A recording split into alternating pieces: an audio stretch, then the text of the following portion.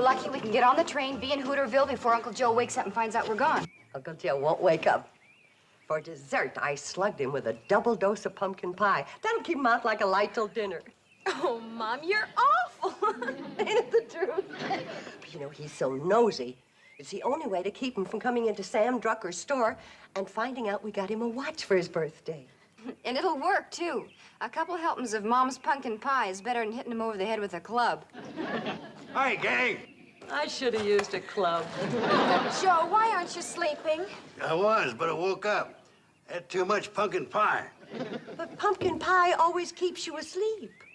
No, it's mince that does that. Listen, anybody can make a mistake.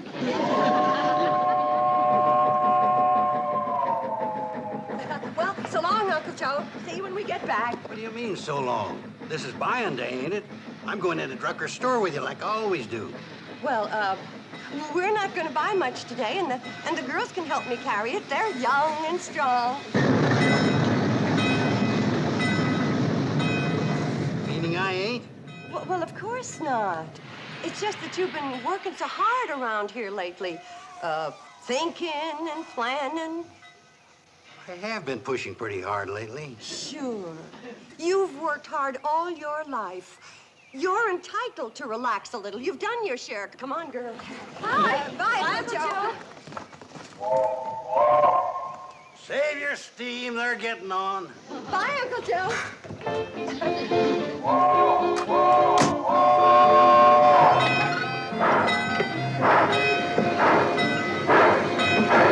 Bye, kid. Bye, girls.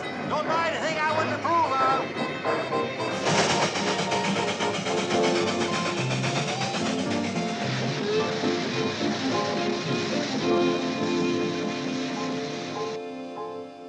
Ooh-wee.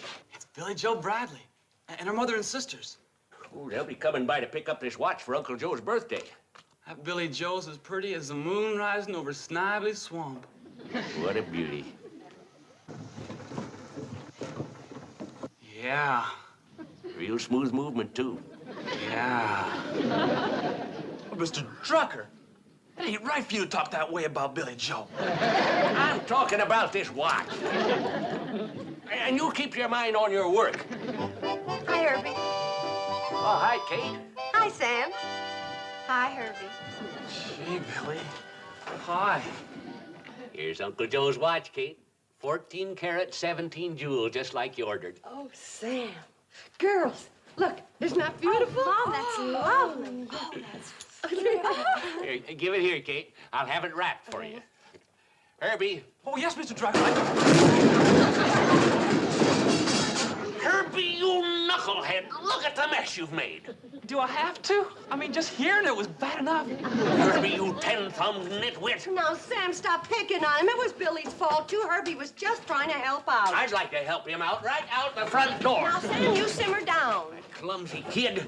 Sam, Herbie's a hard-working, fine boy. He just acts clumsy because he doesn't have any confidence in himself. He feels inferior. Well, who has a better right? Now, Sam, you see how you're picking on him and knocking down his confidence?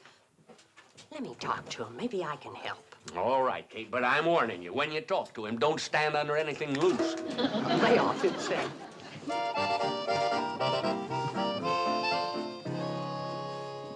Herbie, don't look so sad. Accidents like that can happen to anybody. I know they could. Well, good. But they don't. It happened to me. Let's talk over here away from anything loose. Huh? It's nothing. It's just that I need room. I talk a lot with my hands. Now, Herbie, what I'm trying to tell you is, if you had the confidence in yourself that I have in you, you'd go right to the top. Oh, you're just saying that to make me feel good. Are you kidding? Anybody in these parts who runs a business, would love to have you working for him. And you know why? Yeah, because I work cheap. Because you're dependable, you're reliable, and you're willing. Oh, go on. Too bad you're Sam's right arm. Or you could be working for me right this minute, starting out as, well, as assistant manager. Oh, go on. I mean it, Herbie. And in no time at all, you could be manager. I accept the job. I'm going to quit here and go to work for you. Go on. Oh, thank you, Mrs. Bradley. Oh, thank you. Oh, at last someone believes in me. Oh, whippy! When do I start? Herbie, listen, let's not rush into anything, huh? Oh, I get it. You just were talking. You didn't really mean it.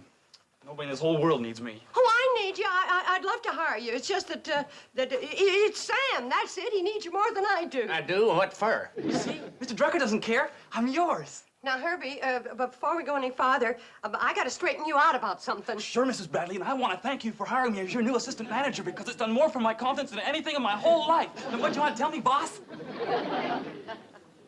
Your hours are 9 to 5. You get Thursdays off, and the customer's always right. Oh, all that and working side by side with Billy Joe. I can hardly stand it. I feel the same way.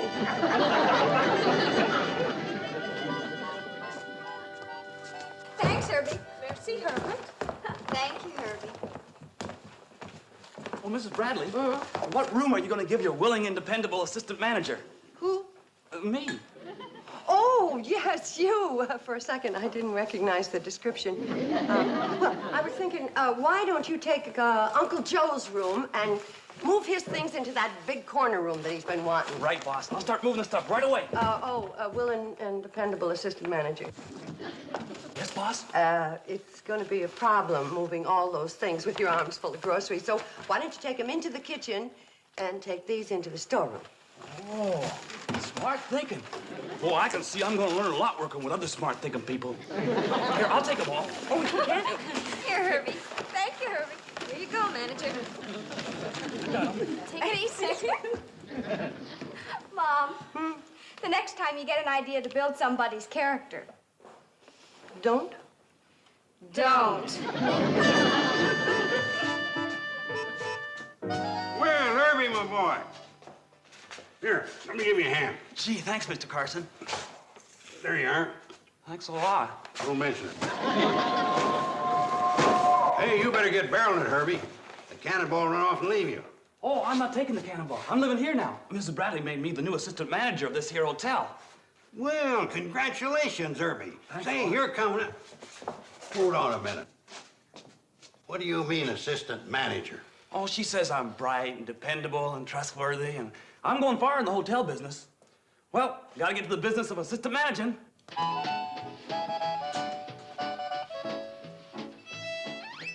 Why would she want a young squirt like Herbie around? Why, he... You've worked hard all your life, Uncle Joe. You've earned the right to relax a little. You've done your share. Rest Done now, your Uncle share. Relax. Take it easy. Relax. Take it easy. Relax. Relax. So that's what Kate's up to.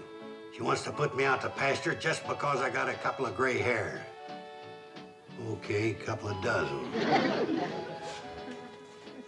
Can't believe that this terrible thing is being done to me by my own niece. Oh, Uncle Joe. I Don't wondered speak if to you- me, my own former niece. Uncle Joe, what do Same you... goes for accomplice. Uncle Joe, what are you so darn steamed up about? You know darn well what I'm so darn steamed up about. You hired that squirt Herbie to replace me. Oh, I did no such thing. All right, then prove it by firing him out of here right now. Well, I can't. You see... You bet I see.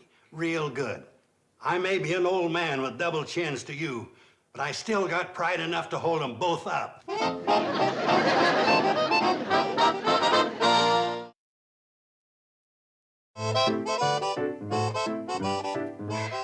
I can't even reason with Uncle Joe. He locked his door. And when I knock, he just growls. Sounds like a room full of Airedales. Well, maybe I ought to go Come on, upstairs. my old and only friend. You and I are going to wait for the train down to the railroad tracks. Uncle Joe! I don't cotton to hanging around with a bunch of strangers. Wait, Uncle Joe. Uncle Joe, why are you carrying on so much about absolutely nothing? Well, it ain't my idea of absolutely nothing. You think I'm an old man. You're putting me out to pasture just because I got a few gray hairs. Oh, I'm not putting you out to pasture because you've got a few gray hairs. No? Then what are you putting me out to pasture for? Uncle Joe. This morning you went to town and you bamboozled me out of going with you. Yes or no? Well, yes, And when but... you come back, you brung that young squirt Herbie Bates with you and made him the new assistant manager of the hotel. Yes or no? Well, yes, but I can explain everything. All right. Then explain the part about not wanting me to go to town with you. That part I can't explain. Uh-huh. What about bringing that young squirt Herbie here and making him assistant manager? Oh, aha to you. I gave Herbie a little job with a big title just to build his confidence. Oh? I wanted to make him feel important. That's why I can't fire him. Maybe I was a mite hasty with my conclusion jumping. Oh, well, then it's all settled. You're staying. Here, I'll take your Don't suitcase. let go, upstairs. I can handle it. No, I'll take it. Don't let Give it go. to me.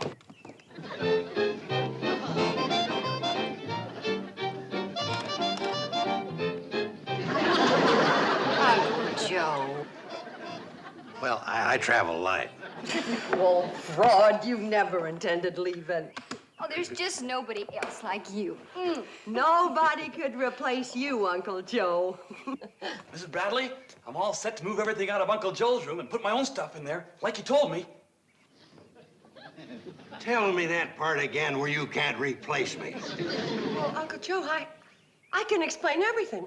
Badly, of course. No more empty talk, no more empty suitcases. I'm walking out of here and landing myself a big executive job. Uncle Joe, wait. Yep, I walked out of there and landed myself a big executive job. That's right, Lon. No, I can't disclose the exact nature of my business. It's top secret. But if you happen to run into Kate and the girls, tell them I'm in a great spot to clean up. Bye, Lon.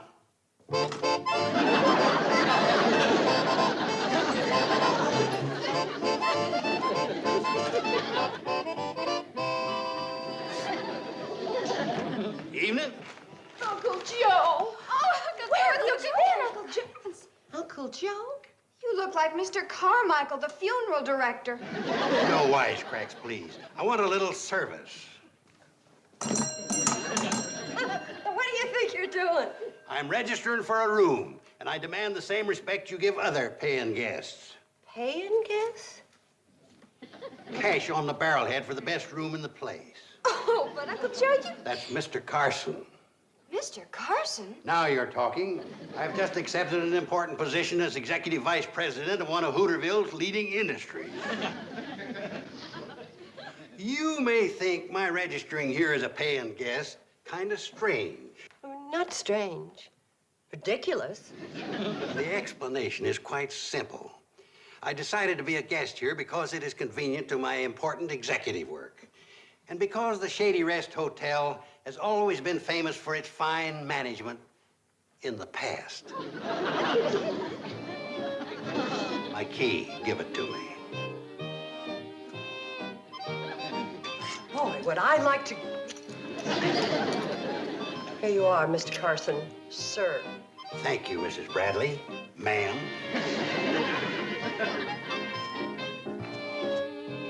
Oh, yes. And I'll expect breakfast promptly at 7:30. Mom, remember, the customer is always right. What loudmouth says so? You, Mom. Oh, that loudmouth. Joe Carson of Hooterville. You traveling men? Ned Hooper. Jenkins here and me are in the hardware line. I'm in the executive line myself. Oh? Right. I hold an important position with a firm that recognizes the value of experience and mature judgment. Not like some backward people I know who are in the hotel game. Oh, baloney. What? Oh, a bologna with your eggs or ham? Oh, I'll try the bologna, Miss Bradley. Yes, Mr. Carson. It's easy to tell you're a bologna man. Excuse me.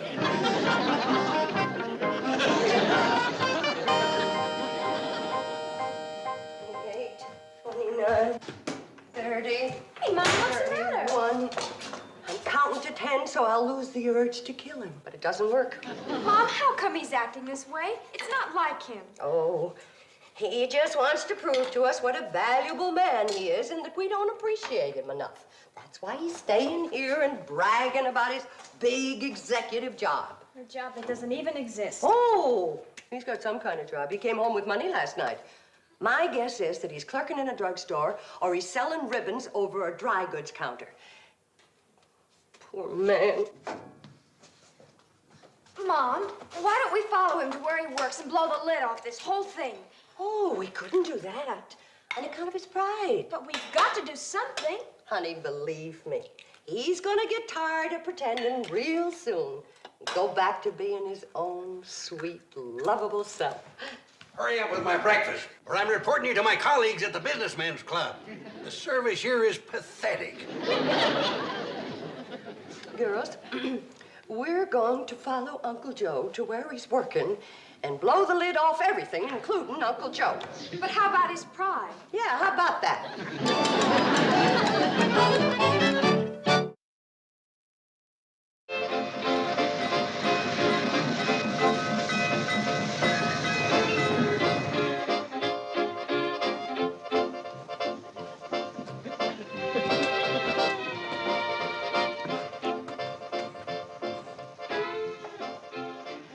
Come on, we'll ride in the baggage section where he can't see us.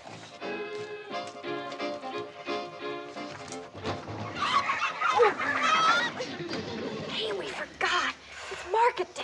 We'll have to ride with a carload of chickens. Oh, dear. Well, maybe we better wait till tomorrow. Oh, tomorrow'll be full of hogs. Well, don't just stand there. Start clucking.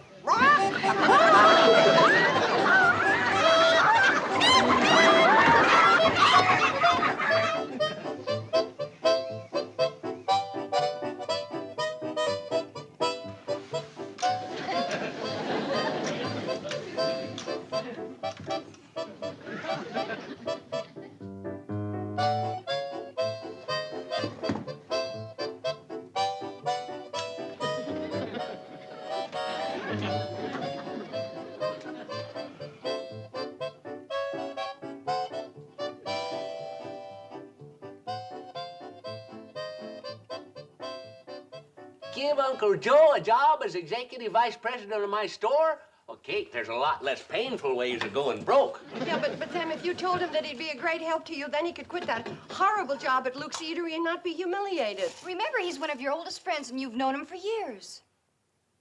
No, I can't do it. Uncle Joe is a fine fella, but he'd just be in the way around here. Oh, I don't think I'd want to hire him, even if you threw in one of your girls. What's wrong with her girls? Yeah. Yeah. Any one of us could do a darn good job here. Darn right. I'll bet if I worked here, why, business would double in a week. Especially among the boys. Okay, Billy Joe, you've got the job. Whoa, Sam, whoa. We want the job for Uncle Joe. He's got it if you throw in Billy Joe. I like the way she works. But I didn't mean that I... Remember, you're one of his oldest friends. You've known him for years. All right, Mr. Drucker, bring on the work. Uncle Joe and I are raring to go.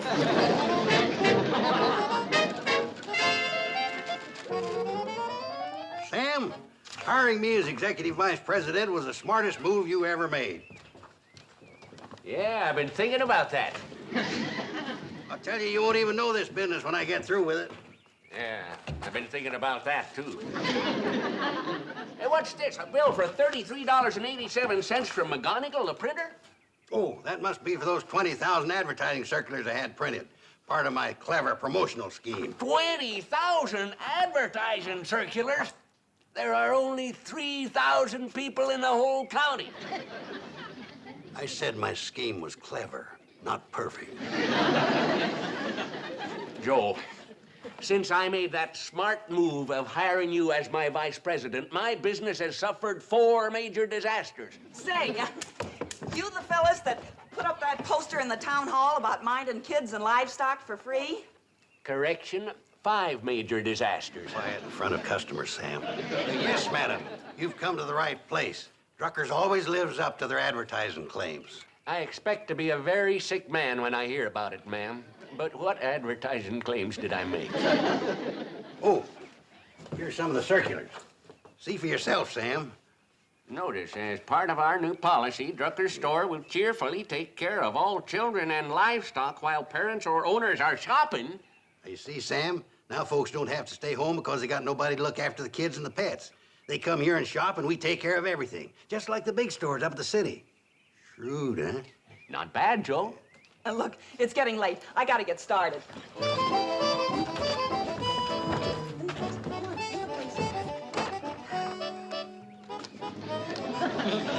What'll it be, ma'am? Now keep an eye on them and make sure they get fed proper. The dog's hungry. So are the kids. I'll be back in a couple of hours. Oh, wait a minute. Where are you going? Shopping over at Cartwright's Emporium. Got a lot of bargains going on there today. Wait a second, ma'am. You got it wrong. We only watch kids and dogs if you shop here. You don't say that on that poster, mister. And you know what happens to stores that lies in their advertising. And Bosco only eats fresh ground sirloin. Elsie bites. Oh, no. Sam Drucker can't fire Uncle Joe. It'll wipe out his self-respect. But if he doesn't fire him, it'll wipe out Mr. Drucker's bank account. And Mr. Drucker looks so pitiful when he cries. Well, so will Uncle Joe when he fires him. Now, there must be another way we could handle this. Hi. Oh, Billy Joe. Hi. Oh. Harvey, watch out!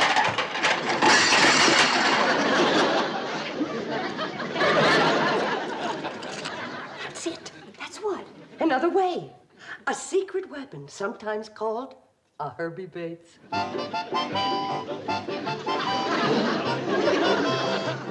And the hotel can also use some of them fancy gourmet foods I've been reading about, like caviar and pickled octopuses. Order me a dozen of each. Herbie Bates, when they handed out brains, you wasn't behind the door. You wasn't even in the building. I'm the assistant manager of the hotel, and Mrs. Bradley says whatever I think we need, I should order. That ties it. Herbie, you're pathetic. You know less about the hotel business than a backward polecat. I wouldn't talk if I were you, Mr. Carson. No offense, but when I've been hearing around town, you know less about the grocery business than a whole flock of backward polecats. Look what you're doing to my beautiful hotel. Well, look what you're doing to my beautiful store. I'm terribly sorry, Mr. Drucker. Yeah, Herbie, I guess I'm going to have to hire you back again. Me? You're joshing. Well, might as well if you're going to come here and break things. That way, at least I can take it out of your salary. Great, Mr. Drucker. Boy, I've really been missing this place. All the hay and the grain and the chicken feed, and especially you. Would you like your old job back, Uncle Joe? We sure need you. Yeah, you bet you do. I haven't made up my mind whether I want to get back into the hotel game. Oh, please, Uncle Joe, nothing's wrong. come on, Uncle Joe. Well- Come home. That depends. Depends on what? On whether Sam can spare me. How about it, Sam? Can you spare him? Could George Washington spare Benedict Arnold? Huh? I say it'll be a struggle, but with Herbie here helping me, I'll try to scrape through. Quiet, everybody. To top off the homecoming celebration, the girls and me would like to present you with this fine watch in honor of your birthday. Happy birthday! If you like it. Open it up. I want to see if you like it. Here we go. Come on. Hey, girls. Gee, thanks for the beautiful watch. It's just what I wanted. You shouldn't have done it. Considering all the trouble it caused, you're right. I shouldn't have. Congratulations, Mr. Carson. And a very birthday. Welcome back to the grocery game, Herbie.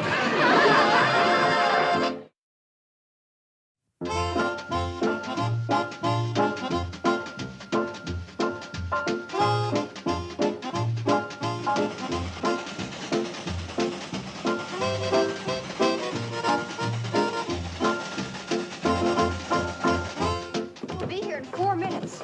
Hey, if we're lucky, we can get on the train, be in Hooterville before Uncle Joe wakes up and finds out we're gone. Uncle Joe won't wake up. For dessert, I slugged him with a double dose of pumpkin pie. That'll keep him out like a light till dinner. Oh, Mom, you're awful. Ain't it the truth? But you know, he's so nosy. It's the only way to keep him from coming into Sam Drucker's store and finding out we got him a watch for his birthday. And it'll work, too. A couple helpings of Mom's pumpkin pie is better than hitting him over the head with a club. Hi, gang. I should have used a club. Joe, why aren't you sleeping? I was, but I woke up. Had too much pumpkin pie. But pumpkin pie always keeps you asleep. No, it's mince that does that. Listen, anybody can make a mistake.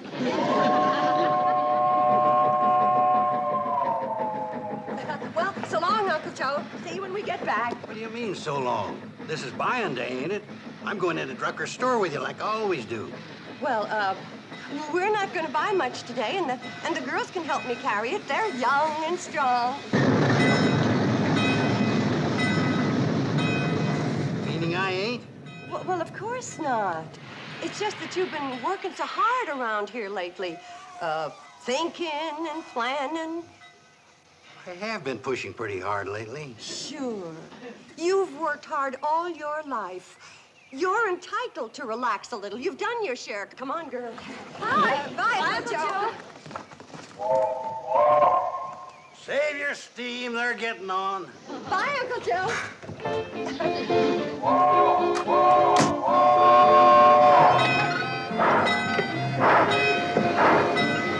Bye, kid. Bye, girls. Don't buy anything I wouldn't approve of.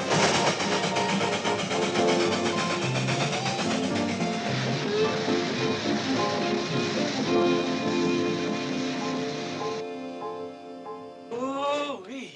It's Billy Joe Bradley and her mother and sisters. Oh, they'll be coming by to pick up this watch for Uncle Joe's birthday.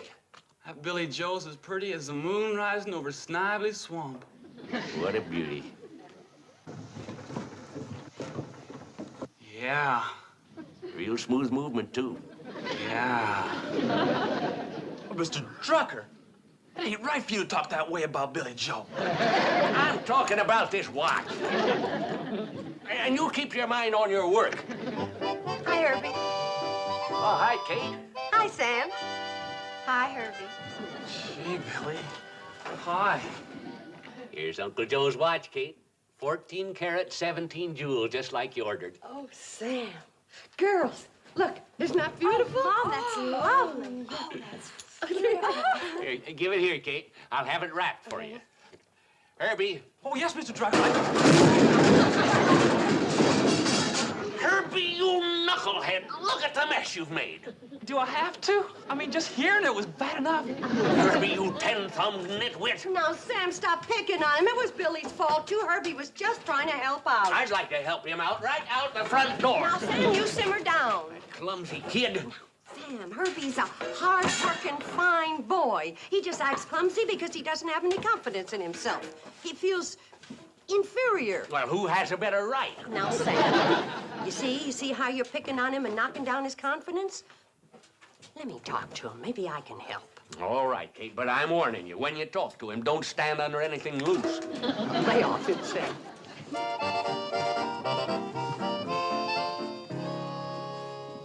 Herbie, don't look so sad. Accidents like that can happen to anybody. I know they could, Well, good. but they don't. It happened to me. Let's talk over here away from anything loose. Huh? It's nothing. It's just that I need room. I, talk a lot with my hands. Now, Herbie, what I'm trying to tell you is, if you had the confidence in yourself that I have in you, you'd go right to the top. Oh, you're just saying that to make me feel good. Are you kidding? Anybody in these parts